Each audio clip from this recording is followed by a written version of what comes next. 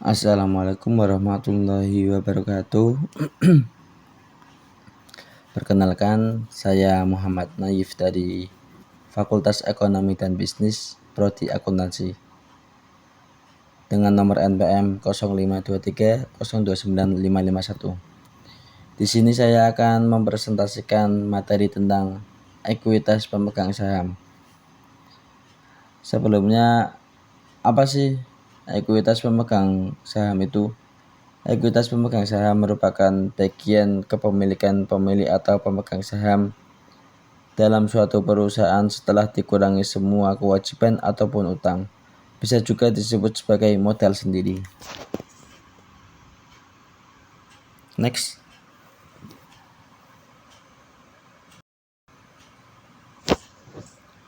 Tujuan pembelajaran.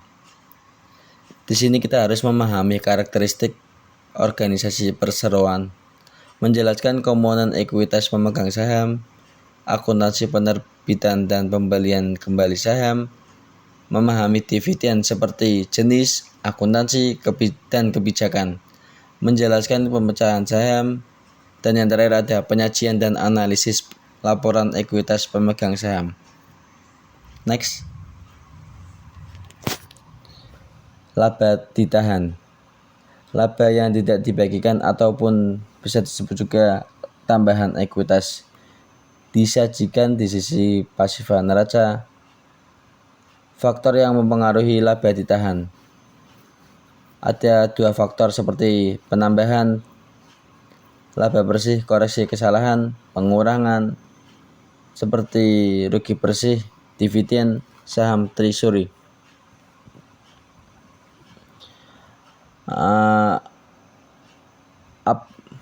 Ada yang pernah dengar atau baru dengar apa sih itu pasifa neraca itu? Pasifa neraca. Pasifa neraca adalah sisi kanan neraca yang menunjukkan sumber dana perusahaan atau kewajiban dan ekuitas. Next. Kebijakan dividen. Dividen adalah pembagian laba kepada pemegang saham. Harus diputuskan melalui RUPS. Tidak selalu dibayarkan tergantung likuiditas. Dan yang terakhir ada perusahaan cenderung stabil membayar dividen. Ada yang baru dengar kata-kata RUPS? Saya jelasin ya. RUPS adalah singkatan dari Rapat Umum Pemegang Saham, yaitu forum resmi tertinggi dalam struktur organisasi perusahaan berbentuk perseroan terbatas ataupun PT, di mana para pemegang saham berkumpul untuk membuat keputusan penting terkait perusahaan, guna menyampaikan pendapat, memberikan suara ataupun voting, dan menyetujui atau menolak kebijakan penting perusahaan. Next. Jenis-jenis dividen. Di sini ada 1, 2, 3, 4, 5. Ada 5 dividen ya. Ini ada 5 dividen seperti dividen tunai, dividen properti, dividen scrip atau promes, dividen likuidasi, dan yang terakhir ada dividen saham. Next. Dividen saham. Dividen saham merupakan pembagian laba perusahaan kepada pemegang saham dalam bentuk saham baru, bukan dalam bentuk uang ataupun tunai. Dividen saham sendiri terjadi ketika perusahaan membagikan sebagian laba ditahan dengan cara menerbitkan saham tambahan kepada pemegang saham yang sudah ada. Adapun tujuan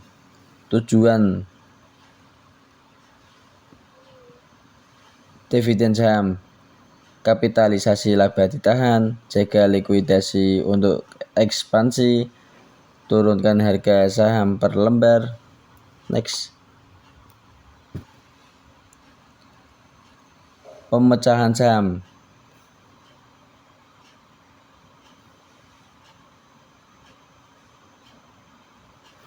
Tindakan korporasi di mana perusahaan membagi satu lembar saham menjadi beberapa lembar saham baru tanpa mengubah total nilai investasinya.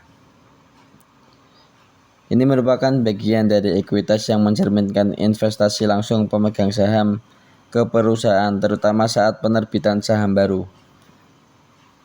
Adapun nama lain dari pemecahan saham yaitu stock split,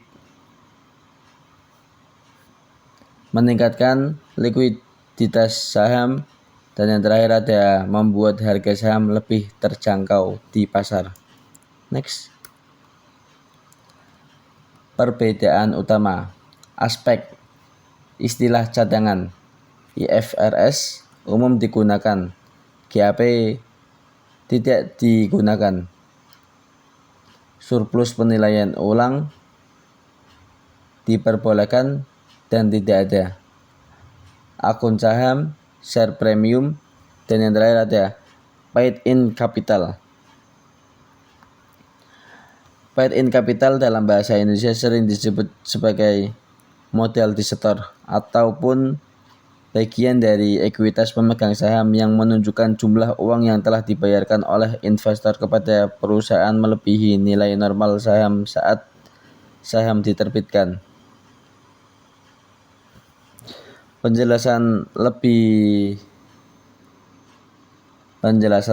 sederhananya yaitu ketika perusahaan menjual saham ke investor, biasanya saham punya nilai nominal misal Rp1.000 tapi bisa dijual lebih tinggi, misal Rp1.000